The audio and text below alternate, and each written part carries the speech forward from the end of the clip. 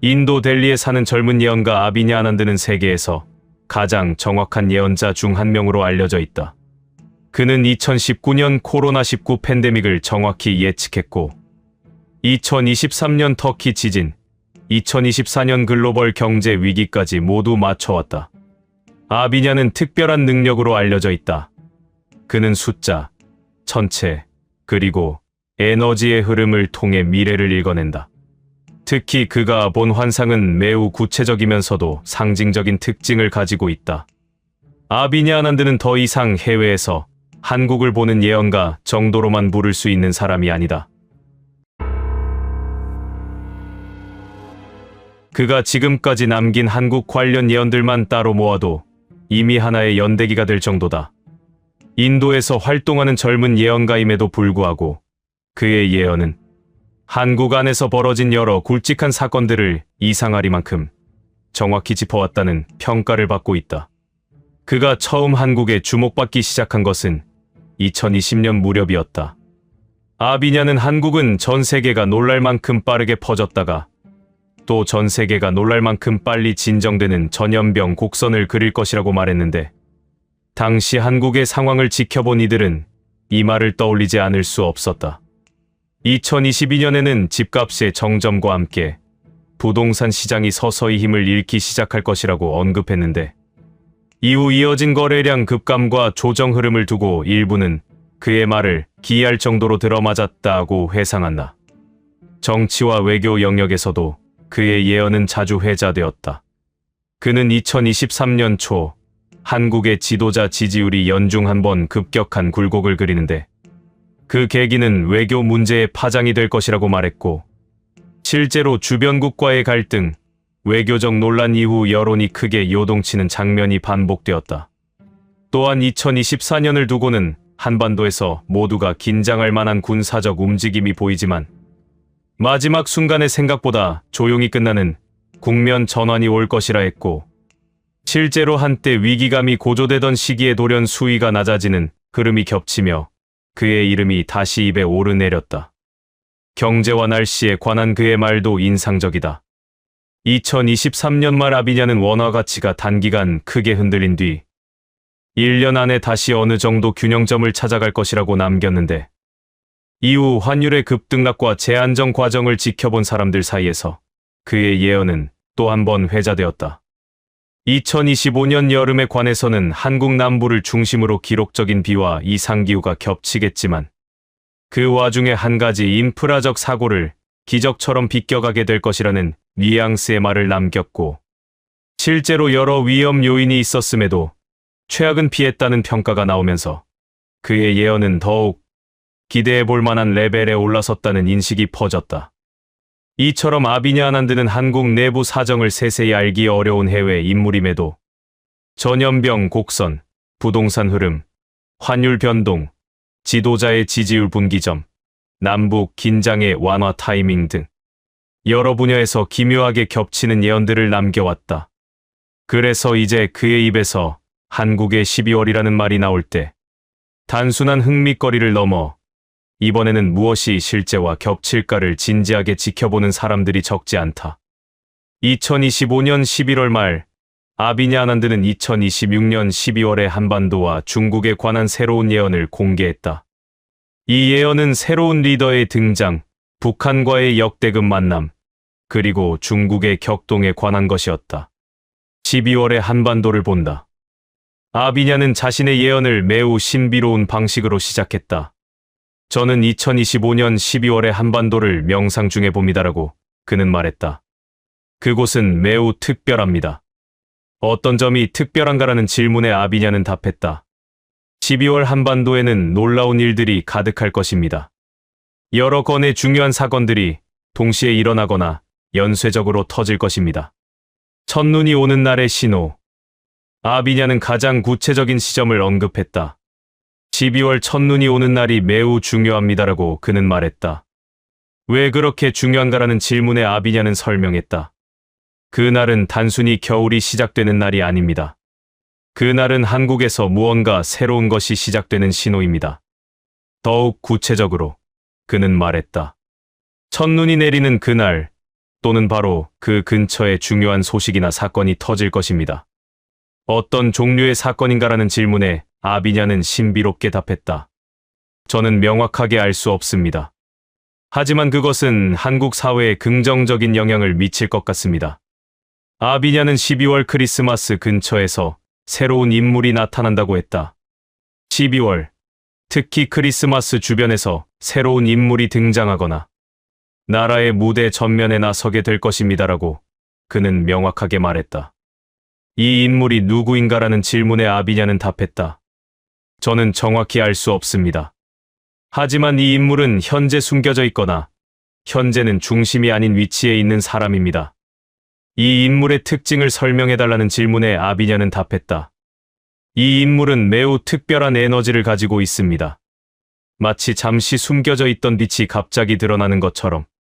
아비냐는 이 새로운 인물이 가져올 변화를 설명했다. 이 인물이 나타날 때 한국 사회에서 그동안 억눌러져 있던 자들이 다시 일어나게 될 것입니다라고 그는 말했다. 구체적으로 누가 억눌려 있다는 건가라는 질문에 아비냐는 설명했다. 사회적으로 억압받던 자들, 정치적으로 소외받던 자들, 경제적으로 무시받던 자들, 이들이 새로운 희망을 갖게 될 것입니다. 더욱 구체적으로 그는 말했다. 이것은 단순한 정치적 변화가 아닙니다. 이것은 사회 전체의 에너지 변화입니다. 아비냐는 12월에 일어날 놀라운 일들이 연쇄적으로 터질 것이라고 했다. 12월 첫눈 새로운 인물의 등장 놀라운 소식 또는 사건 사회 전체의 변화라고 그는 설명했다. 이 연쇄가 한국에 미칠 영향은 무엇인가라는 질문에 아비냐는 답했다. 한국이 새로운 에너지로 2026년을 맞이하게 될 것입니다. 아비냐는 12월 한반도에서 일어날 가장 중요한 사건을 설명했다. 북한과의 대화가 다시 이루어질 것입니다라고 그는 명확하게 말했다. 언제쯤 이루어질 것인가라는 질문에 아비냐는 답했다. 아마도 11월 말부터 12월 초 사이일 것 같습니다. 토마스 그레이가 본 2월의 도발 이후 상황이 급변할 것입니다. 이번 만남이 특별한 이유가 무엇인가라는 질문에 아비냐는 강조했다. 이번 만남은 그동안 있었던 어떤 만남과도 다를 것입니다. 아비냐는 이 만남이 역사적으로 얼마나 중요할 것인가를 설명했다. 이번에 북한과의 만남은 역대급 기록으로 남게 될 것입니다라고 그는 말했다. 어떤 점이 역대급인가라는 질문에 아비냐는 설명했다. 첫째, 참석 인물들의 수준이 이전과는 비교할 수 없을 정도로 높을 것입니다. 둘째, 논의되는 주제가 더욱 근본적일 것입니다. 셋째, 그 결과가 한반도와 동북아시아 전체에 미칠 영향이 매우 클 것입니다. 더욱 구체적으로 그는 말했다. 이 만남에서 나올 합의나 선언이 앞으로 50년 이상 한반도의 방향을 결정할 것입니다. 한국 지도자의 불확실한 미래. 아비냐는 현재 한국의 지도자에 관해 매우 신비로운 설명을 했다. 저는 한국의 현재 지도자의 미래를 명상할 때 매우 이상한 현상을 봅니다라고 그는 말했다. 어떤 현상인가라는 질문에 아비냐는 답했다. 그 지도자의 미래가 보이지 않습니다. 그것이 무엇을 의미하는가라는 질문에 아비냐는 깊이 있게 설명했다. 일반적으로 미래를 보면 그 사람의 에너지가 명확하게 드러납니다. 하지만 이 지도자의 경우 그의 미래가 완전히 불명확합니다. 이것이 좋은 신호인가 나쁜 신호인가라는 질문에 아비냐는 답했다. 이것은 두 가지 극단적인 가능성을 의미합니다. 아비냐는 이 불확실성이 정확히 무엇을 의미하는지를 설명했다. 첫 번째 가능성은 이것입니다라고 그는 말했다. 그 지도자가 더 이상 할 일이 없을 수도 있습니다. 무엇을 의미하는가라는 질문에 아비냐는 답했다. 그 지도자가 권력을 잃을 수도 있습니다. 또는 현재의 역할을 마치고 무대에서 물러날 수도 있습니다. 또는 그 지도자의 정치적 영향력이 극도로 약화될 수도 있습니다. 두 번째 가능성은 이것입니다라고 그는 계속했다.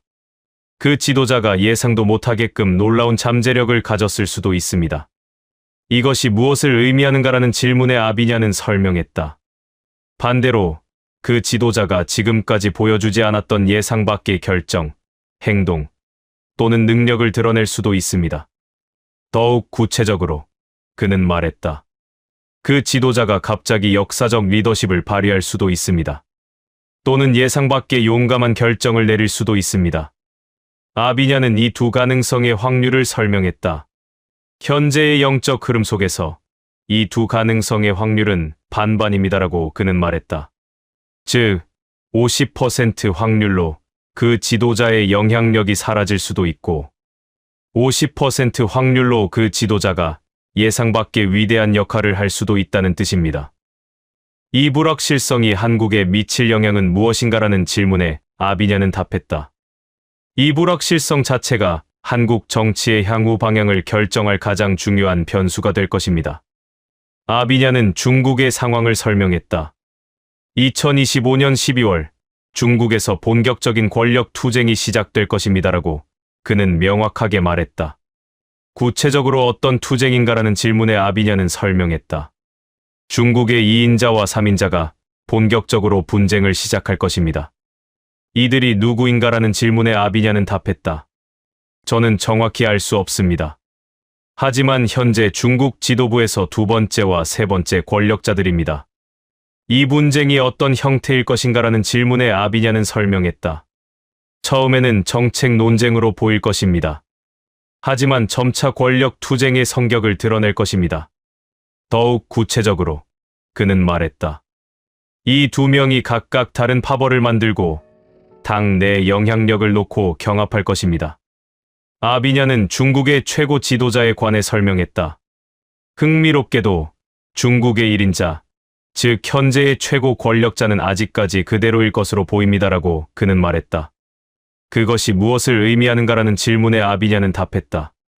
현재의 최고 지도자는 이 분쟁 속에서 직접적으로 개입하지 않을 것 같습니다.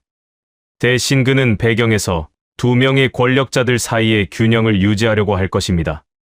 더욱 구체적으로 그는 설명했다. 이것은 중국 권력 체계 내에서 매우 흥미로운 상황입니다. 1인자가 명목상 최고 권력자이지만 실질적으로는 2인자와 3인자의 권력이 상승하고 있다는 뜻입니다.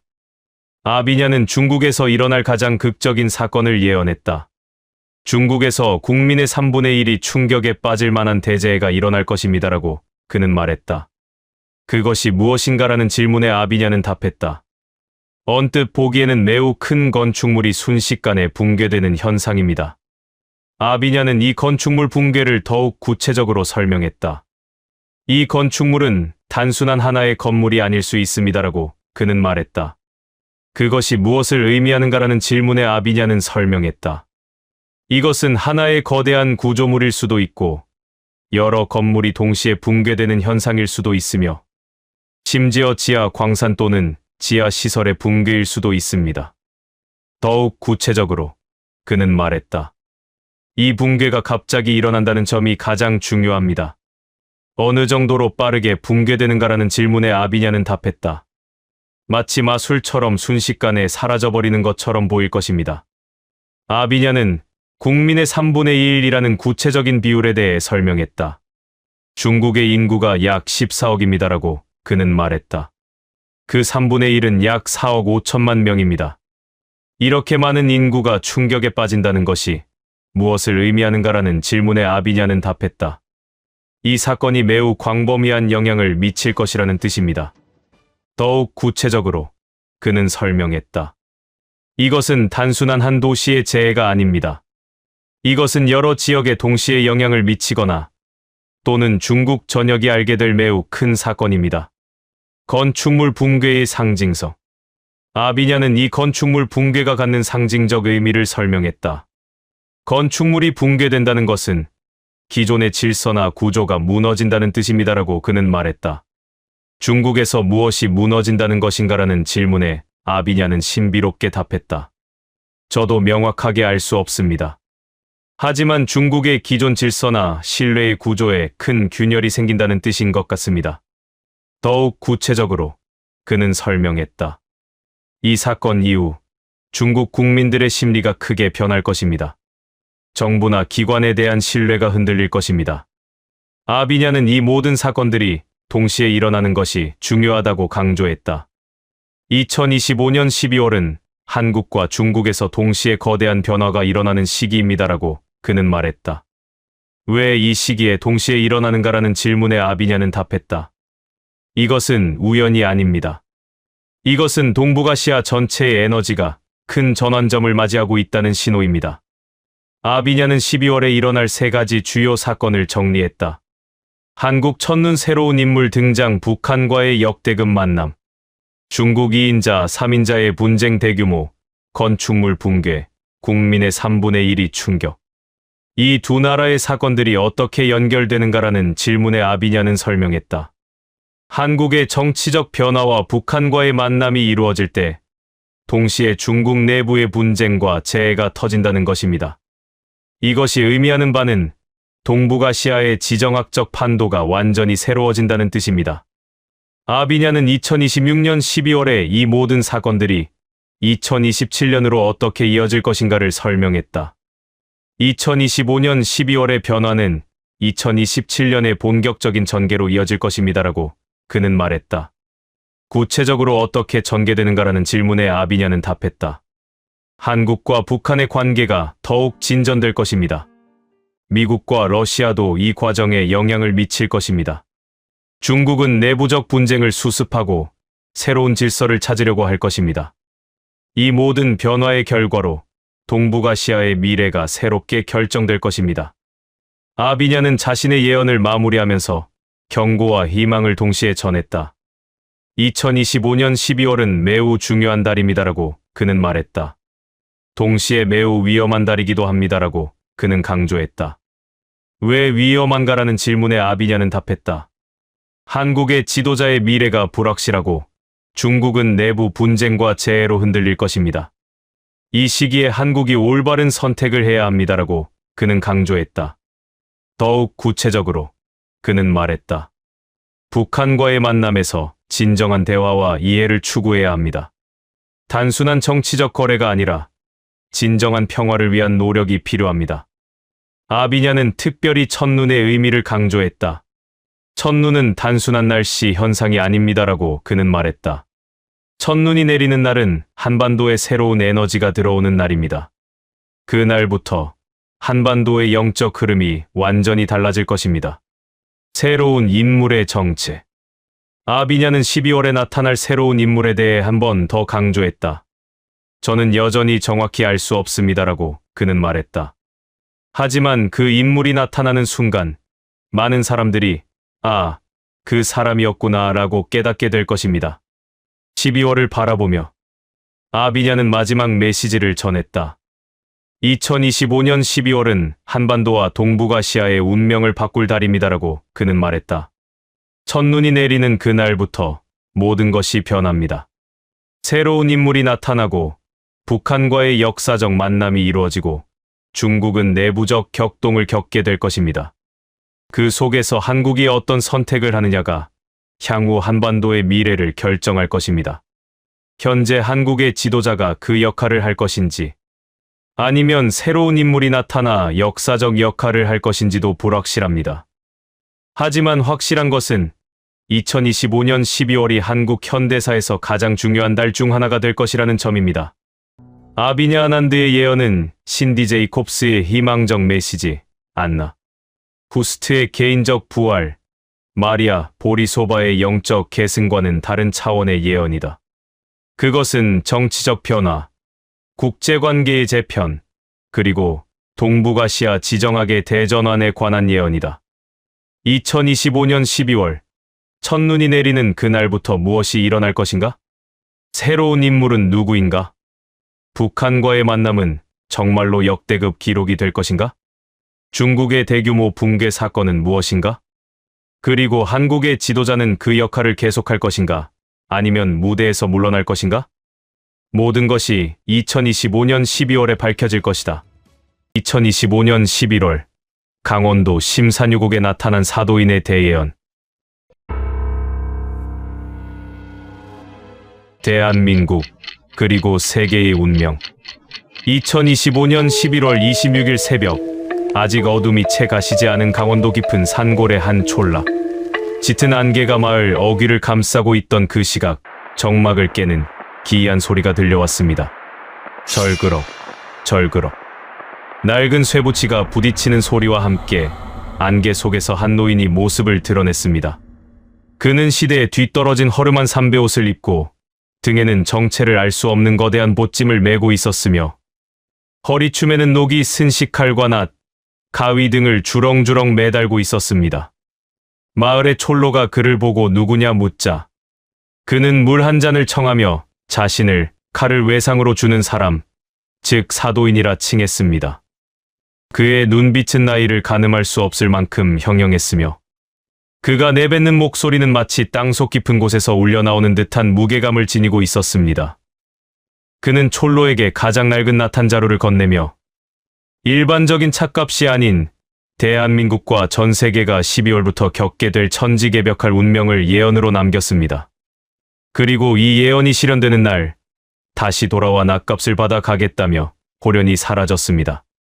지금부터 기술할 내용은 그가 남긴 장장 2시간에 걸친 예언의 내용을 낱낱이 기록하여 복원한 것입니다. 본격적인 예언 해설에 앞서 이 사도인이라는 존재에 대해 명확히 짚고 넘어가야 합니다. 이들은 평범한 점쟁이나 무속인이 아닙니다. 중국 송나라 시대부터 기록에 등장하는 이들은 귀국자의 가르침을 따르는 도가의 한 분파로 알려져 있습니다. 그들은 난세가 도래할 때마다 세상에 내려와 칼을 외상으로 줍니다. 그리고 장부에 기이한 예언을 적어두죠. 쌀값이 금값이 될 때 오겠소, 황제가 쫓겨날 때 오겠소 같은 식입니다. 놀랍게도 그들의 예언은 청나라의 멸망, 중일전쟁, 문화대혁명, 그리고 최근의 2020년 대역병까지 소름 끼치도록 정확히 적중해왔습니다. 그런 그들이 중국 대륙이 아닌 2025년의 늦가을 대한민국에 나타났다는 것은 시사하는 바가 매우 큽니다. 한반도가 전 세계적 격변의 중심지, 즉 태풍의 눈이 될 것임을 암시하기 때문입니다. 사도인의 예언이 허무맹랑한 헛소리가 아님을 증명하는 것은 그가 올해 초 중국 하남성 일대에서 남겼던 예언들이 이미 현실이 되었기 때문입니다. 여름이 오기 전 하늘에서 불 대신 물이 쏟아져 대지가 썩고 곡식 대신 모래를 씹게 되리라. 우리는 지난 6월을 기억합니다. 동아시아 전역을 강타한 기록적인 폭우와 대홍수, 중국 남부의 곡창지대가 초토화되고 한국 또한 배추와 무 등 기본 식재료 값이 5배 이상 폭등하며 식량 위기를 겪었습니다. 곡식 대신 모래를 씹는다는 말은 비유가 아닌 처참한 현실이었습니다. 보이지 않는 돈이 휴지 조각이 되어 불탈 때 사람들은 다시 흙을 파고 금을 찾으리라. 지난 9월 전 세계 핀테크 시스템의 오류와 가상화폐 대폭락 사태를 이보다 정확히 묘사할 수 있을까요? 디지털 자산이 증발하자 사람들은 실물 자산인 금과 토지에 미친 듯이 몰렸습니다. 사도인은 이미 금융 시스템의 붕괴를 내다보고 있었던 것입니다. 이처럼 무서운 적중률을 보인 그가 이번에는 12월에 대한민국을 정조준했습니다. 사도인이 남긴 첫 번째 대목은 한 인물의 귀환에 관한 것입니다. 동지의 긴 밤이 오기 전 집을 떠나 차가운 바람 속에 머물던 그가 다시 문지방을 넘으리라. 여기서 집을 떠났다는 표현은 매우 중의적입니다. 그저 평범하게 해외에 체류했다는 의미일 수도 있지만 정치적 혹은 사회적 타의에 의해 대중의 시야에서 강제로 멀어져야 했던 일종의 유배와도 같은 시간을 보냈음을 의미합니다. 그는 국민들에게 잊힌 듯했으나 결코 지워지지 않은 인물입니다. 그가 12월 마침내 침묵을 깨고 돌아옵니다. 그가 공항 혹은 광장의 모습을 드러내는 순간 대한민국은 일시 정지 상태에 빠질 것입니다. 그의 귀환은 일반적인 한 사람으로서 개인의 복귀가 아닙니다. 꽉 막혀있던 전국, 소통이 단절되어 답답해하던 국민들의 가슴을 뚫어주는 해동의 신호탄입니다. 사도인은 말했습니다. 그가 돌아오는 길은 그 스스로 연 것이 아니요 시대가 그를 불러낸 것이다. 국민들은 그를 다시 만남의 놀라움과 반가움, 그리고 알 수 없는 부채감을 동시에 느끼게 될 것입니다. 그의 등장은 멈춰있던 대한민국의 심장을 다시 뛰게 할 기폭제가 될 것입니다. 그러나 사도인의 예언은 여기서 멈추지 않고 더욱 충격적인 반전을 예고합니다. 화려하게 귀환하는 인물 옆에 우리가 전혀 예상하지 못했던 또 다른 영웅이 등장한다는 것입니다. 화려한 단상을 보지 마라. 진정한 칼자루는 가장 낮은 곳, 그림자 속에 있던 자가 쥐게 되니라. 그는 기존의 정치권에서 달고 다른 인물이 아닙니다. 화려한 언변으로 대중을 현혹하던 자도 아닙니다. 그는 우리 곁에 늘 있었으나 너무나 평범해 보여서, 혹은 너무나 묵묵히 자신의 일만 해와서 우리가 주목하지 않았던 인물입니다. 하지만 그가 전면에 나서는 순간, 대한민국을 수십 년간 괴롭혀온 거대한 악의 고리들이 끊어지기 시작합니다. 한국 사회의 고질적인 병폐들, 특권층의 부패, 불합리한 관습, 국민의 삶을 옥죄던 악법들, 도저히 해결 불가능해 보였던 이 난제들을 이 숨겨진 영웅은 마치 썩은 동아줄을 베어버리듯 순식간에 해결해버립니다. 그의 방식은 토론이나 검토가 아닙니다. 결단과 실행입니다. 사도인은 이를 두고 오랜 체증이 뚫리는 듯한 시원함이라 표현했습니다. 예상외의 인물이 보여주는 압도적인 리더십과 실행력에 국민들은 처음엔 당황하겠지만 곧 열광적인 지지를 보내게 될 것입니다. 12월은 이 숨겨진 영웅의 이름이 대한민국 전역을 뒤덮는 달이 될 것입니다. 가장 드라마틱한 대목은 바로 이 두 존재의 만남입니다. 돌아온 자가 길을 열고 숨겨진 자가 칼을 휘두르니 이는 호랑이 등의 날개가 돋아 하늘을 나는 형국이로다. 귀환한 인물이 가진 상징성과 명분, 그리고 대중적 향수. 숨겨진 영웅이 가진 실무적 능력과 파괴적인 개혁성. 서로 다른 궤적을 그려온 이 두 사람이 12월의 어느 날 운명적으로 손을 맞잡습니다. 이 연합은 지금까지 봐왔던 정치적 야합이 아닙니다. 시대의 소명에 의한 결합입니다. 두 사람이 힘을 합치는 순간 한국 사회는 무수히 많은 변화의 소용돌이로 빠져듭니다. 어제까지 불가능하다 여겨졌던 법안들이 통과됩니다. 수십 년간 기득권을 지켜오던 카르텔이 하루아침에 해체됩니다. 사회적 약자를 짓누르던 족쇄가 풀립니다. 변화의 속도는 너무나 빨라 현기증이 날 정도일 것입니다. 사도인은 강물이 거꾸로 흐르는 듯한 파격이라 예언했습니다. 그러나 그 물결은 파괴가 아닌 재건을 위한 흐름이기에 국민들은 그것엔 물살 위에서 새로운 희망을 보게 될 것입니다. 한국 내부의 변화를 이야기하던 사도인의 시선은 서쪽, 중국 대륙으로 향하며 차갑게 식었습니다. 올해가 다 가기 전 서쪽의 거대한 붉은 용이 비명을 지르며 무릎을 꿇으리라. 대지의 금이 가고 인심은 조각나리라. 2025년 12월 말 중국의 붕괴가 시작된다는 충격적인 예언입니다. 여기서 말하는 금이 간다는 것은 중의적입니다. 첫째, 물리적인 재난일 수 있습니다. 대지진이나 기상이변으로 인해 중국의 인프라가 붕괴되는 상황. 둘째, 더욱 유력한 것은 체제의 균열입니다. 겉으로는 강해 보이는 중국 공산당의 통제력이 내부 경제 위기와 민중의 분노로 인해 산산조각 나는 것입니다. 사도인은 화려한 성벽 안쪽은 이미 썩어 문드러졌다고 일갈했습니다. 지방 정부들이 중앙의 통제를 거부하고 억눌렸던 소수민족과 인민들이 봉기하며 중국 대륙은 걷잡을 수 없는 혼란의 도가니로 빠져들 것입니다. 중요한 점은 사도인이 덧붙인 말입니다. 이 붕괴는 이웃한 한국에게 재앙이 아니라 족쇄가 풀리는 기회가 될 것이다. 중국발 리스크가 사라지고 동북아의 패권이 한국으로 이동하는 결정적 계기가 된다는 것입니다. 마지막으로 사도인이 가장 낮은 목소리로 하지만 가장 또렷하게 남긴 예언은 남쪽을 향했습니다. 남쪽의 습한 바람이 불어오는 곳. 동남아시아의 어느 나라에서 칼끝을 겨누니 피할 수 없는 싸움이 시작된다. 2025년 말 혹은 2026년 초로 이어지는 시점.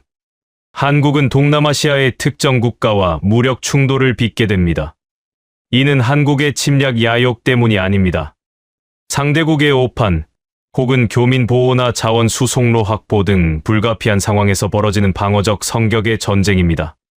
전쟁의 양상은 일방적일 것입니다. 우리의 강철 수레와 날틀이 밀림을 가르고 천둥 같은 포화가 적의 진지를 잠재우니 승리는 이미 정해진 것이라. 한국군의 압도적인 하이테크 전력은 단기간에 전쟁을 종결짓습니다.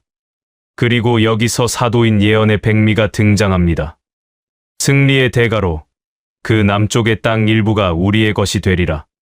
이는 그저 그런 승전보가 아닙니다. 전후 배상 혹은 조약의 형태로 해당 국가의 영토 일부가 한국에 할용되거나 한국이 실질적인 통치권과 개발권을 영구히 소유하게 된다는 것입니다. 이는 대한민국의 영토가 한반도를 넘어 자원이 풍부한 남쪽 나라까지 확장됨을 의미합니다. 이로써 한국은 자원 부족 국가의 서름을 단번에 씻어내고 대륙과 해양을 아우르는 명실상부한 제국적 위상을 갖추게 됩니다. 낯을 꽂으며 남긴 마지막 약속. 사도인은 장장 2시간에 걸친 이 장대한 예언을 마친 뒤 보찜을 다시 매며 자리에서 일어났습니다. 그리고 품에서 꺼낸 녹슨 낫을 촐로의 집 기둥에 깊숙이 박아 넣으며 마지막 말을 남겼습니다. 내 말이 거짓이라면 이 낫은 영원히 녹슨 채로 남을 것이오.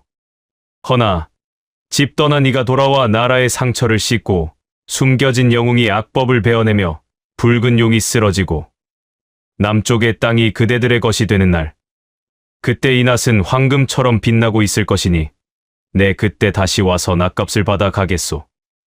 말을 마친 그는 뒤도 돌아보지 않고 2025년 11월에 자욱한 안개 속으로 걸어 들어갔습니다. 마치 신기루처럼 그는 그렇게 사라졌습니다. 이제 12월이 코앞으로 다가왔습니다. 사도인의 말대로라면 우리는 곧 잃어버렸던 영웅을 다시 만나게 될 것입니다. 듣도 보도 못한 새로운 영웅의 칼춤을 보게 될 것입니다. 그리고 대륙의 몰락과 영토의 확장을 목격하게 될 것입니다. 이 모든 것이 한낱 노인의 허풍일까요? 아니면 천기를 누설한 진짜 예언일까요? 답은 다가오는 겨울바람이 알고 있을 것입니다. 우크라이나 하르키우에서 태어난 68세의 마리아 보리소바는 전형적인 평범한 삶을 살아가던 여성이었다. 그녀는 교사로 일했고 2명의 자녀를 키웠으며 남편과 함께 조용한 삶을 영위했다. 그러나 2022년 러시아의 우크라이나 침공이 그녀의 삶을 완전히 바꾸어 놓았다. 러시아군의 포격으로 그녀의 집이 파괴되었고 남편은 전쟁에서 사망했다. 마리아는 살아남기 위해 국경을 넘어 오스트리아의 비엔나로 피신했다. 난민 캠프에서의 삶은 극도로 고통스러웠다. 모든 것을 잃었다는 절망감, 남편의 죽음에 대한 트라우마, 그리고 미래에 대한 불확실성이 마리아를 짓눌렀다. 하지만 바로 그 절망의 시간 속에서 마리아에게 이상한 일이 시작되었다. 명상 중에 그녀는 환상을 보기 시작했다. 처음에는 자신의 남편이 나타났다. 남편은 그녀에게 계속 깨어 있어라고 말했다. 시간이 지나면서 마리아의 환상은 더욱 확대되었다. 그녀는 세계 여러 지역의 미래를 보기 시작했다. 2023년에는 터키 지진을 정확히 예측했고 2024년에는 중동의 정치 변화를 맞추었다. 비엔나의 우크라이나 난민 커뮤니티에서 그녀는 점차 영적 지도자로 알려지기 시작했다. 2025년 11월, 마리아는 한국에 관한 새로운 예언을 받았다고 공개했다. 전쟁 난민에서 영적 예언가로 변신한 그녀는 2026년 1월 1일, 한국에서 일어날 일에 대해 매우 구체적인 비전을 공개했다. 2025년 11월 말, 마리아 보리소바는 한국에 관한 매우 구체적인 예언을 공개했다. 이 예언은 2026년 1월 1일의 특정한 자연 현상과 그것이 한국 역사에 미칠 영향에 관한 것이었다. 마리아는 자신의 예언을 매우 신비로운 이미지로 시작했다. 저는 2026년 1월 1일에 한국을 봅니다라고 그녀는 말했다. 특히 2개의 봉우리가 있는 산 위에서 바라보는 새해를 봅니다. 이 2봉우리가 어디인가라는 질문에 마리아는 신비롭게 답했다. 저는 정확히 알 수 없습니다. 하지만 그곳은 한국에서 매우 영적으로 중요한 장소인 것 같습니다. 아마도 높은 산 위일 것입니다. 그 장소에서 무엇을 보는가라는 질문에 그녀는 설명했다. 그곳에서 새해의 첫 햇빛을 바라봅니다. 하지만 평범한 햇빛이 아닙니다.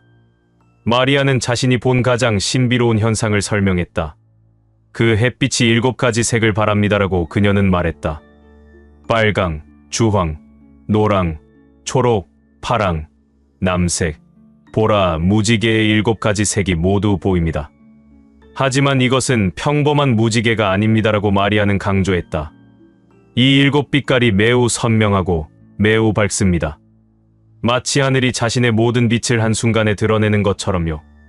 그것이 무엇을 상징하는가라는 질문에 마리아는 답했다. 이것은 신의 심판을 상징합니다. 동시에 새로운 시작을 상징합니다. 마리아는 또 다른 현상을 설명했다. 그 7빛깔의 색이 사라지고 저녁이 옵니다라고 그녀는 말했다. 저녁에 무엇이 일어나는가라는 질문에 마리아는 가장 극적으로 답했다. 하늘에 번개가 칩니다. 그 번개가 평범한 번개인가라는 질문에 마리아는 답했다. 아닙니다. 이 번개는 매우 특별합니다. 마치 하늘이 한국을 향해 심판의 칼을 내리는 것처럼 보입니다. 그 번개가 무엇을 의미하는가라는 질문에 마리아는 설명했다. 이 번개는 한국의 국운을 크게 바꿀 것입니다. 그것은 현재의 질서를 뒤집어 놓을 것입니다. 더욱 구체적으로 그녀는 말했다. 2026년 1월 1일에 이 두 현상 7빛깔과 번개 이후 한국이 겪을 일들이 결정될 것입니다.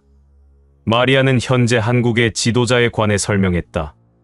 한국의 현재 지도자가 1월 1일 이후 이전과는 다른 행보를 보이기 시작할 것입니다라고 그녀는 명확하게 말했다. 구체적으로 어떤 변화인가라는 질문에 마리아는 답했다. 현재 그 지도자가 보여주는 정책 방향이나 리더십이 급격하게 바뀔 것입니다. 그것이 어떤 방향으로의 변화인가라는 질문에 마리아는 설명했다. 현재 그 지도자를 지지해온 국민들의 기대와는 완전히 다른 방향으로 흘러갈 것입니다. 마리아는 이 변화가 가져올 결과를 설명했다. 그 지도자를 그동안 지지해온 국민들 중 절반이 실망하게 될 것입니다라고 그녀는 말했다. 어떤 이유로 실망하게 되는가라는 질문에 마리아는 답했다. 그들이 기대했던 정책이나 방향성이 나타나지 않을 것입니다. 대신 예상치 못한 선택과 행동이 나타날 것입니다. 더욱 구체적으로 그녀는 설명했다. 이것은 배신이라고 느껴질 것입니다. 하지만 사실은 더욱 깊은 차원의 전략일 수 있습니다. 마리아는 매우 구체적인 예언을 제시했다. 총 5명의 중요한 정치인들이 무죄 또는 유죄 판결을 받을 것입니다라고 그녀는 말했다. 그들이 누구인가라는 질문에 마리아는 신비롭게 답했다. 저는 정확히 알 수 없습니다. 하지만 그들은 한국 정치에서 매우 중요한 역할을 해온 인물들입니다. 마리아는 먼저 무죄 판결을 받을 인물들에 대해 설명했다. 3명이 무죄 판결을 받을 것입니다라고 그녀는 말했다. 그 중 1명은 매우 거물급 인물입니다. 많은 사람들이 그를 중요한 인물로 봅니다. 이 인물이 무죄 판결을 받으면 어떻게 되는가라는 질문에 마리아는 답했다. 그는 더 이상 감옥에 가지 않을 것입니다. 그리고 그는 정치 무대에 다시 돌아올 수 있을 것입니다. 이것이 한국 정치에 미칠 영향은 무엇인가라는 질문에 마리아는 설명했다. 한국의 정치 판도가 급격하게 재편될 것입니다. 마리아는 유죄 판결을 받을 인물들에 대해 설명했다. 2명이 유죄 판결을 받을 것입니다라고 그녀는 말했다. 이 2명도 중요한 인물들입니까라는 질문에 마리아는 답했다. 네. 그들도 한국 정치에서 중요한 역할을 해온 인물들입니다. 유죄 판결을 받으면 어떻게 되는가라는 질문에 마리아는 답했다. 그들은 감옥에 갈 것입니다. 하지만 더 중요한 것은 이 판결이 많은 국민들의 가슴을 아프게 할 것이라는 점입니다. 왜 국민들의 가슴을 아프게 할 것인가라는 질문에 마리아는 설명했다. 그 중 1명은 많은 국민들이 좋아하는 인물일 수 있습니다. 또 다른 1명도 중요한 역할을 해온 인물입니다. 그들이 감옥에 가는 것을 보면서 국민들은 깊은 감정적 충격을 받을 것입니다. 마리아는 매우 신비로운 설명을 했다. 이 5명의 판결 이후 흥미롭게도 그들이 빨리 잊혀질 것입니다라고 그녀는 말했다. 왜 빨리 잊혀질 것인가라는 질문에 마리아는 답했다. 더욱 큰 사건들이 일어나기 때문입니다. 2026년의 한국은 이 5명의 판결보다 훨씬 더 중요한 일들로 가득 찬 해가 될 것입니다. 이 5명도 중요하지만 그들은 곧 역사의 뒤로 물러날 것입니다. 마리아는 가장 신비로운 숫자를 언급했다. 2026년 1월 1일에 7빛깔 무지개와 저녁의 번개를 본 사람들이 있을 것입니다라고 그녀는 말했다. 몇 명이 이것을 볼 것인가라는 질문에 마리아는 구체적으로 답했다. 정확히 300명입니다. 300명이라는 숫자가 무엇을 의미하는가라는 질문에 마리아는 깊이 있게 설명했다. 300은 성서적으로 매우 중요한 숫자입니다. 기드온이 300명의 군사로 미디안족을 격파했습니다. 한국에서도 300명의 목격자가 매우 중요한 역할을 할 것입니다. 마리아는 이 300명이 정확히 무엇을 할 것인가를 설명했다. 이 300명은 자신들이 본 이 현상을 후손들에게 알릴 것입니다라고 그녀는 말했다. 그들이 어떻게 알릴 것인가라는 질문에 마리아는 답했다. 처음에는 가족들에게 전합니다.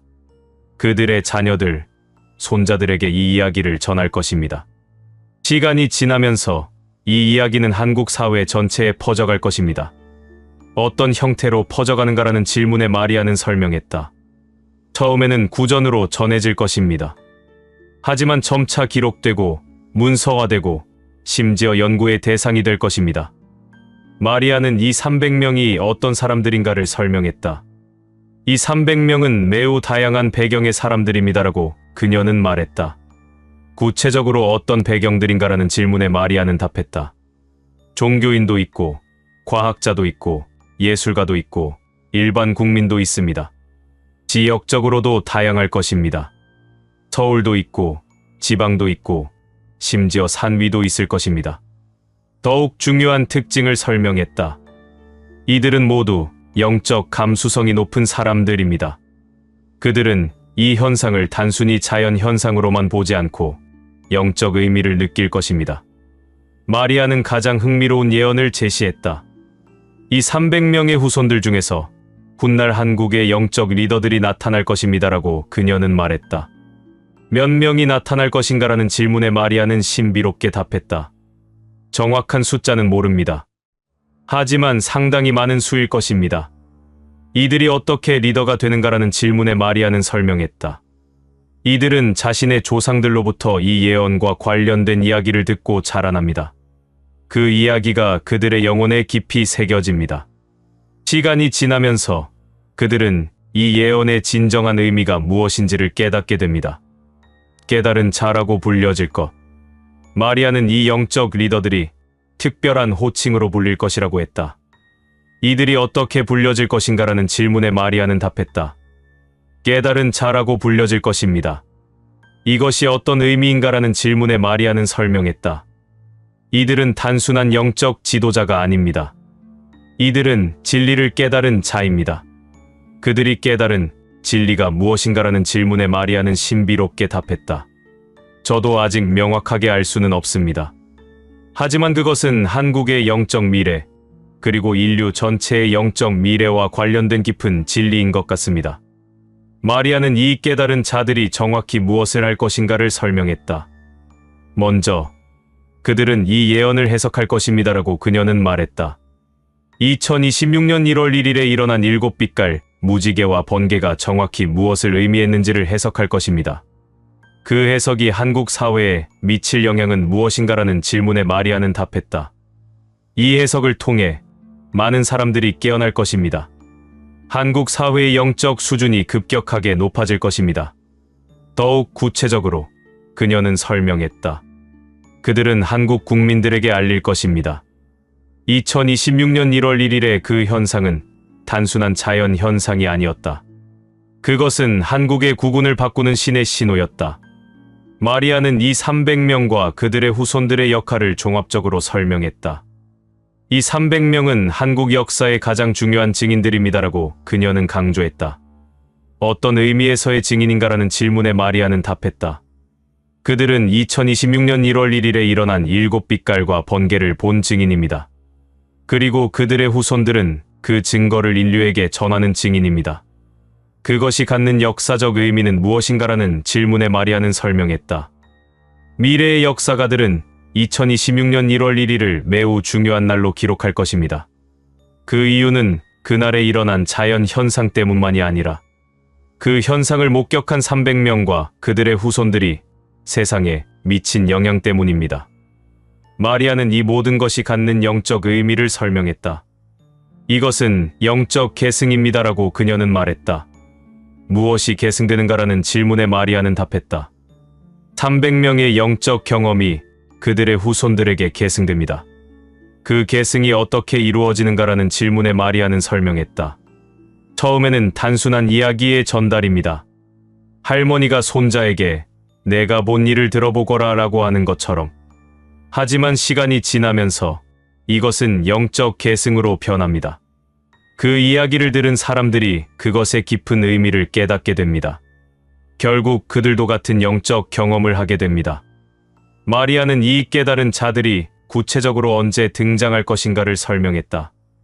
2026년 1월부터 수십 년이 지난 후 이 깨달은 자들이 본격적으로 등장할 것입니다라고 그녀는 말했다. 구체적으로 언제쯤인가라는 질문에 마리아는 답했다. 아마도 2050년대 또는 2060년대가 될 것 같습니다. 그때까지 일어날 일들을 설명해달라는 질문에 마리아는 답했다. 그 사이에 여러 세대가 지나갈 것입니다. 300명의 자녀들, 손자들, 증손자들이 이 이야기를 전해받을 것입니다. 각 세대가 이 이야기를 받아들이는 방식이 다를 것입니다. 어떻게 다를 것인가라는 질문에 마리아는 설명했다. 처음 세대는 할머니가 본 신기한 일로 받아들일 것입니다. 다음 세대는 우리 가문의 역사적 사건으로 받아들일 것입니다. 그 다음 세대는 이것이 갖는 영적 의미를 깨닫기 시작할 것입니다. 마리아는 이 깨달은 자들이 어떤 사람들일 것인가를 설명했다. 이들은 매우 영적으로 민감한 사람들입니다라고 그녀는 말했다. 더욱 구체적으로 그녀는 설명했다. 이들은 자신의 조상들로부터 받은 이야기와 자신의 영적 경험이 일치하는 것을 깨닫게 될 것입니다. 그들도 어떤 영적 현상을 경험할 것입니다.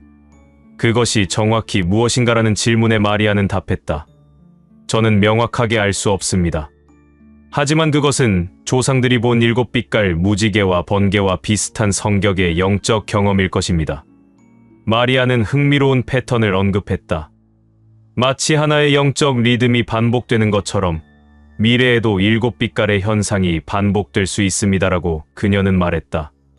어디서 반복될 것인가라는 질문에 마리아는 답했다. 아마도 같은 장소에서 또는 다른 장소에서 또 다른 중요한 시점에 반복될 것입니다. 그리고 그때마다 새로운 영적 리더들이 깨어날 것입니다. 마리아는 가장 중요한 부분을 설명했다. 이 깨달은 자들이 가장 중요하게 할 일이 무엇인가라는 질문에 그녀는 답했다. 그들은 이 예언의 환상을 보여줄 것입니다. 어떻게 보여줄 것인가라는 질문에 마리아는 설명했다. 말로 설명하기도 할 것이고, 글로 기록하기도 할 것이고, 심지어 시각적으로 재현하기도 할 것입니다. 하지만 가장 중요한 것은 그들이 이 환상을 영적으로 전달할 것이라는 점입니다. 무엇을 의미하는가라는 질문에 마리아는 답했다. 그들이 이 이야기를 전할 때 그것을 듣는 사람들도 영적으로 그것을 경험하게 될 것입니다. 마치 직접 본 것처럼. 마리아는 흥미로운 질문을 제기했다. 만약 300명의 목격자를 찾을 수 있다면 어떻게 될 것인가라는 질문에 그녀는 답했다.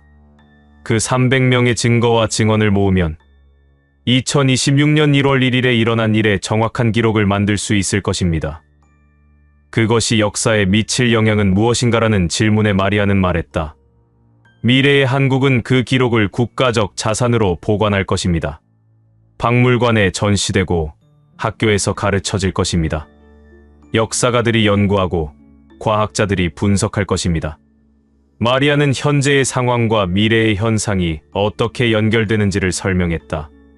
현재 한국이 겪고 있는 정치적 혼란, 경제적 불안정, 그리고 사회적 분열이 모두 2026년 1월 1일에 그 현상으로 향하고 있습니다라고 그녀는 말했다. 마치 악절에서 클라이맥스를 향해 진행되는 음악처럼. 그 현상 이후 무엇이 일어나는가라는 질문에 마리아는 답했다. 한국은 새로운 질서로 나아갈 것입니다. 그것이 좋을지 나쁠지는 알 수 없습니다. 하지만 확실한 것은 그것이 변화라는 점입니다. 마리아는 5명의 판결과 7빛깔 무지개의 상징적 연결을 설명했다. 5명의 판결은 현재 한국이 처한 정의의 문제를 상징합니다라고 그녀는 말했다. 그들 중 일부는 무죄, 일부는 유죄가 될 것입니다. 이것이 모두 정의인가? 이것이 한국이 원하는 판결인가? 라는 질문이 남을 것입니다. 하지만 2026년 1월 1일의 7빛깔 무지개는 그 모든 혼란을 초월하여 더욱 높은 차원의 정의를 상징할 것입니다. 마리아는 저녁의 번개가 갖는 의미를 더욱 깊이 있게 설명했다. 번개는 심판을 상징합니다라고 그녀는 말했다. 무엇의 심판인가라는 질문에 마리아는 답했다. 현재 한국이 하고 있는 모든 선택과 행동에 대한 심판입니다. 하지만 이것은 부정적인 심판이 아닙니다라고 마리아는 강조했다. 이것은 신의 경고이자 동시에 새로운 기회입니다. 마치 농부가 옥수수밭에 번개를 내려 해로운 것을 제거하고 땅을 비옥하게 만드는 것처럼 마리아는 이 300명의 목격 이후 한국이 어떻게 변할 것인가를 설명했다. 2026년 1월 1일 이후 한국은 점진적으로 변해갈 것입니다라고 그녀는 말했다. 그 변화가 어떤 성격인가라는 질문에 마리아는 답했다. 정치적 변화, 경제적 변화, 사회적 변화, 모든 영역에서 변화가 일어날 것입니다. 하지만 가장 중요한 변화는 영적 변화입니다. 한국 국민들이 더욱 영적으로 깨어나게 될 것입니다. 마리아는 최종적으로 깨달은 자들이 해야 할 사명을 정리했다. 그들의 사명은 3가지입니다라고 그녀는 말했다. 첫째, 이 예언을 기록하고 보존하는 것입니다. 둘째, 이 예언의 진정한 의미를 해석하고 설명하는 것입니다.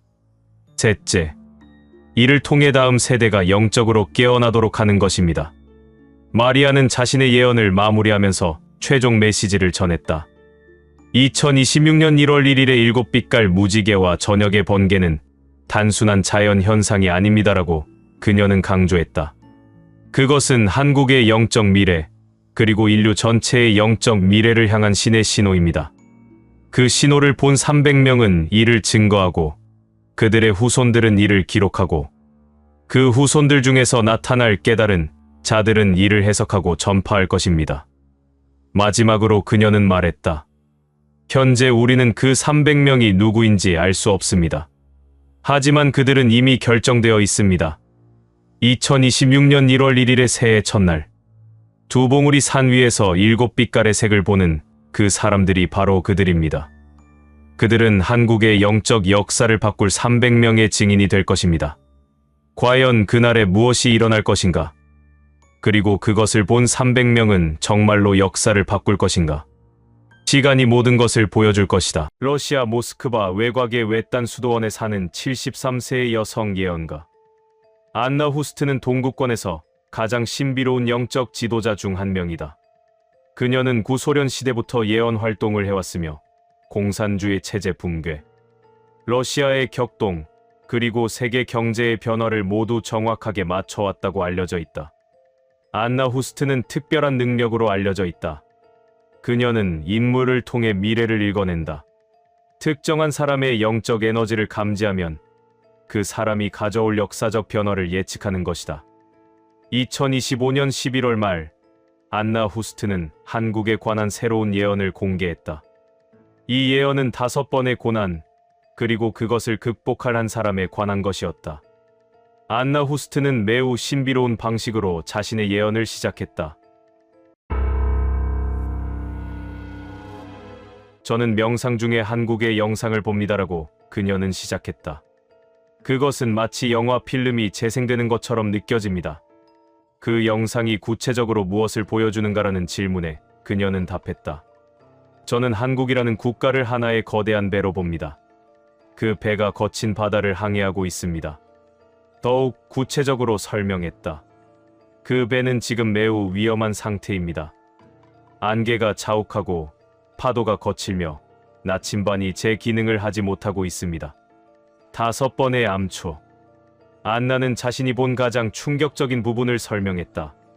그 배가 항해하는 바다에 5개의 암초가 있습니다라고 그녀는 명확하게 말했다.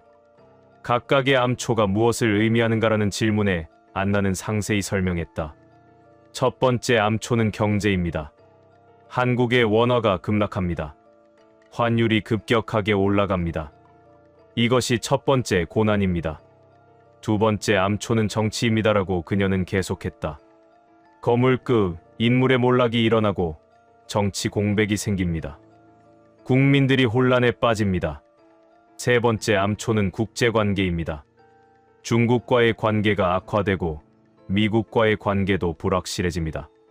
한국이 국제 무대에서 고립되기 시작합니다. 네 번째 암초는 사회적 분열입니다라고 안나는 설명했다.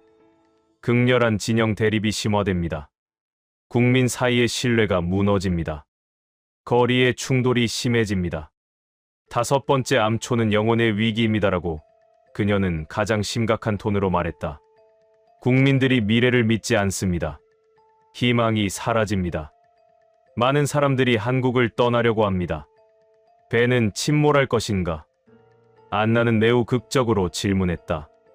그 배가 이 5개의 암초를 모두 만나면 침몰할 것인가라고 그녀는 물었다. 배가 침몰할 확률이 얼마나 되는가라는 질문에 안나는 답했다. 약 70%입니다.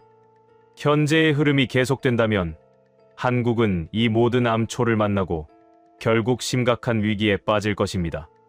그렇다면 30%의 가능성은 무엇인가라는 질문에 안나는 신비롭게 답했다. 한 사람입니다. 한 사람의 출현. 안나가 강조한 가장 중요한 부분에 도달했다. 저는 명상 중에 그 배가 침몰하려고 할 때 한 사람이 나타나는 것을 봅니다라고 그녀는 말했다. 그 사람이 누구인가라는 질문에 안나는 신비롭게 답했다. 저는 정확히 알 수 없습니다. 하지만 그 사람은 현재 매우 고난 속에 있는 인물입니다. 더욱 구체적으로 설명했다. 그 사람은 지금 많은 사람들로부터 비난받고 있습니다. 그 사람의 평판은 매우 낮습니다. 어떤 사람들은 그 사람을 증오합니다. 5번의 고난. 안나는 이 인물이 경험하는 고난에 대해 설명했다. 현재 이 인물은 5번의 고난을 겪고 있거나 겪을 것입니다라고 그녀는 말했다. 첫 번째 고난은 무엇인가라는 질문에 안나는 답했다. 법적 문제입니다. 그 사람은 법적 공격을 받고 있거나 받을 것입니다. 혐의, 기소, 재판 모든 것이 그 사람을 압박합니다. 두 번째 고난은 무엇인가라는 질문에 그녀는 계속했다. 정치적 고립입니다. 그 사람의 정당, 심지어 동료들마저도 그 사람을 버립니다. 그 사람은 혼자 남겨집니다. 세 번째 고난은 무엇인가라는 질문에 안나는 설명했다. 국민적 분노입니다. 거리의 시위, SNS의 비난, 언론의 집중 공격 모든 것이 그 사람을 향합니다. 네 번째 고난은 무엇인가라는 질문에 안나는 답했다. 영혼의 갈등입니다. 그 사람도 절망하고 괴로워합니다. 어떤 순간에는 포기하고 싶어집니다. 그 사람의 영혼이 극도의 시련을 겪습니다. 다섯 번째 고난은 무엇인가라는 질문에 안나는 가장 신비롭게 답했다. 죽음 같은 경험입니다. 그 사람이 모든 것을 잃는 것 같은 느낌을 갖습니다. 마치 죽음 앞에서 서 있는 것 같은 절망을 경험합니다. 안나는 극적으로 반전을 이야기했다. 그러나 그 사람은 이 5번의 고난을 모두 극복합니다라고 그녀는 말했다. 어떻게 극복하는가라는 질문에 안나는 상세히 설명했다. 첫 번째 고난법적 문제를 극복합니다. 혐의가 벗겨지거나 재판에서 무죄 판정을 받습니다. 또는 더 높은 목적을 위해 그것을 감수합니다. 두 번째 고난 정치적 고립을 극복합니다. 새로운 세력이 그 사람을 지지하기 시작합니다. 또는 국민들이 그 사람의 진심을 깨닫습니다. 세 번째 고난 국민적 분노를 극복합니다. 거리의 시위가 멈추고 SNS의 비난이 약해집니다. 사람들의 감정이 변합니다. 네 번째 고난 영혼의 갈등을 극복합니다. 그 사람이 내면의 평화를 얻습니다. 새로운 사명을 발견합니다. 다섯 번째 고난 죽음 같은 경험을 극복합니다라고 안나는 말했다. 그 사람이 부활합니다. 마치 죽은 자가 다시 살아나는 것처럼. 한 사람의 복귀. 안나는 이 인물의 복귀가 무엇을 의미하는지를 설명했다. 그 사람이 5번의 고난을 모두 극복하고 돌아올 때 그 사람은 완전히 다른 사람이 되어 있습니다라고 그녀는 말했다. 어떻게 다른가라는 질문에 안나는 답했다. 그 사람은 더 이상 권력을 원하지 않습니다. 더 이상 명예를 원하지 않습니다. 그 사람이 원하는 것은 오직 한국을 구하는 것입니다. 더욱 구체적으로 그녀는 설명했다. 이 고난의 과정 속에서 그 사람의 영혼이 정련됩니다. 마치 불 속에서 금이 정련되는 것처럼. 안나는 구체적으로 환율과 이 인물의 관계를 설명했다. 한국의 환율이 상승한다는 것은 실질적으로 한국 국민들의 절망이 커진다는 뜻입니다라고 그녀는 말했다. 왜 그렇게 되는가라는 질문에 안나는 답했다. 환율이 올라가면 수입 물가가 올라가고 국민들의 생활비가 증가합니다. 경제적 고통이 심해집니다. 국민들의 심리가 더욱 부정적이 되고 그것이 다시 환율 상승을 초래합니다. 이것이 이 인물과 어떻게 연결되는가라는 질문에 안나는 설명했다. 이 인물이 5번의 고난을 극복하고 돌아올 때 환율의 상승세가 멈춥니다. 어떻게 멈추는가라는 질문에 안나는 답했다. 이 인물이 가져오는 신뢰와 비전이 국민들의 심리를 바꿉니다. 국민들이 다시 한국의 미래를 믿기 시작합니다. 그 신뢰가 환율을 내리게 만듭니다라고 그녀는 강조했다. 환율 하강의 시작. 안나는 언제부터 환율이 내려오기 시작하는지를 설명했다. 이 인물이 완전히 복귀하는 시점은 2026년 후반 또는 2027년 초입니다라고 그녀는 말했다. 그 시점에 무엇이 일어나는가라는 질문에 안나는 답했다. 한국의 정치 판도가 급격하게 변합니다. 새로운 리더십이 등장합니다. 아니면 이전에 버림받았던 인물이 새로운 역할을 시작합니다. 어느 경우든 국민들의 심리가 극적으로 변한다고 그녀는 설명했다. 그 시점부터 환율이 하강하기 시작합니다. 현재 고난 중인 인물. 안나는 이 인물의 현재 상태에 대해 설명했다. 이 인물은 지금 어떤 상태인가라는 질문에 그녀는 답했다. 매우 고통받고 있습니다. 거의 모든 것을 잃은 상태입니다. 많은 사람들이 그를 버렸습니다. 언론은 그를 집중적으로 공격합니다. 야당은 물론 여당에서도 그를 멀리합니다. 국민들도 대부분이 그를 부정적으로 봅니다라고 안나는 계속했다. 안나는 이 인물의 특징을 몇 가지 언급했다. 이 인물은 현재 정치인일 가능성이 높습니다라고 그녀는 말했다. 또는 공적 인물입니다. 더욱 구체적으로 그녀는 설명했다. 이 인물은 많은 사람들로부터 악으로 낙인 찍혀 있습니다. 하지만 그것은 거짓입니다. 이 인물은 실제로는 한국을 생각하는 자입니다. 다만 방식이 다를 수 있고 소통 방식이 다를 수 있으며 결과가 그 의도와 다를 수 있습니다. 더욱 신비롭게 그녀는 덧붙였다. 하지만 지금의 고난을 통해 이 인물이 진정으로 변합니다. 모든 것을 잃는 경험을 통해 그 사람이 비로소 깨어납니다. 고난의 순서. 안나는 5번의 고난이 어떤 순서로 일어나는지를 설명했다. 첫 번째 고난법적 문제는 이미 진행 중이거나 곧 시작될 것입니다라고 그녀는 말했다. 두 번째 고난 정치적 고립은 2026년 초부터 심해질 것입니다라고 그녀는 계속했다. 세 번째 고난 국민적 분노는 2026년 중반에 절정에 달할 것입니다. 네 번째 고난 영혼의 갈등은 2026년 후반에 나타날 것입니다라고 안나는 설명했다. 이 시점에서 이 인물이 가장 절망하는 순간을 맞이합니다. 다섯 번째 고난 죽음 같은 경험과 그 극복, 즉 부활은 2026년 말부터 2027년 초에 일어날 것입니다. 안나는 이 인물의 개인적 변화가 국가적 변화와 어떻게 연결되는지를 설명했다. 이 인물이 개인적으로 고난을 극복하고 부활할 때 동시에 한국도 여러 위기를 극복하고 있을 것입니다라고 그녀는 말했다. 구체적으로 어떤 위기들인가라는 질문에 안나는 답했다. 경제적 위기도 극복되기 시작할 것입니다. 환율이 안정화될 것입니다. 정치적 혼란도 어느 정도 수렴될 것입니다. 새로운 리더십이 명확해질 것입니다. 국제관계도 새로운 균형을 찾을 것입니다. 한국이 주도적 역할을 하기 시작할 것입니다. 더욱 중요하게 국민들의 심리가 변합니다라고 안나는 강조했다. 안나는 이 인물의 부활과 한국의 회복이 동시에 일어난다는 것이 무엇을 의미하는지를 설명했다. 이것은 우연이 아닙니다라고 그녀는 말했다. 이것은 영적 연결입니다. 구체적으로 어떤 영적 연결인가라는 질문에 안나는 답했다. 이 인물이 고난을 통해 정련될 때 한국도 동시에 정련되고 있습니다. 마치 한 생명체의 몸과 영혼이 함께 치유되는 것처럼. 더욱 구체적으로 그녀는 설명했다.